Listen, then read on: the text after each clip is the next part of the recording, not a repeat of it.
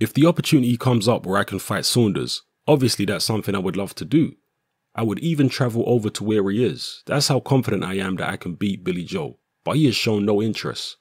He has never even been verbal about fighting me. He's never even mentioned any of my fights in interviews. It's surprising to me. It's as if he doesn't even know I exist.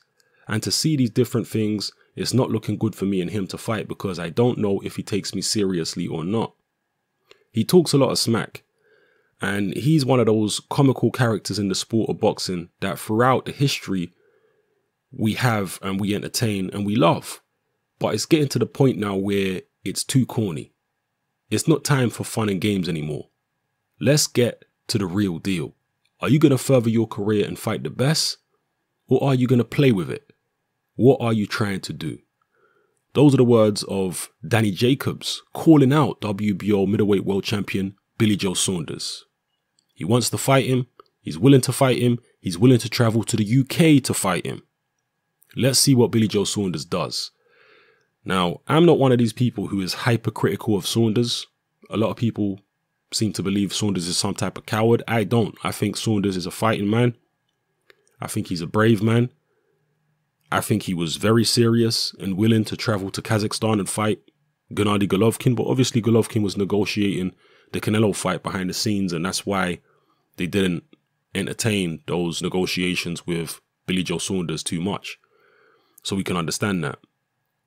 Even though Triple G has said that unification is his ultimate priority, his first priority, I guess a big money fight against Canelo is a bigger priority. But whatever the case may be, Saunders was willing to take that fight in Kazakhstan.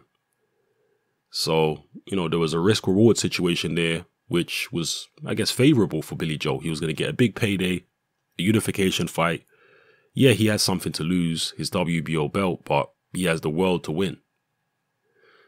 Against Danny Jacobs, however, what does Billy Joe Saunders have to gain? It would be unlikely that he would have an easier time with Danny Jacobs than Golovkin had with Jacobs. In fact, a lot of people would probably make Danny Jacobs the favorite against Billy Joe, particularly looking at Billy Joe's last performance. If he beats Danny Jacobs, he's likely to beat him on points if he does win. What would that prove, you know? That he's what, as good as Golovkin? I mean, what would he gain from it? Jacobs don't have no belts or nothing like that. So this is the reason I can't see Billy Joe taking that fight. I can't see his management and his promoter advising him to take that fight. But you never know. Maybe he will take on that challenge. It's certainly a fight I'd like to see. I hope it happens. But just looking at the politics and business side of boxing, I think it's unlikely.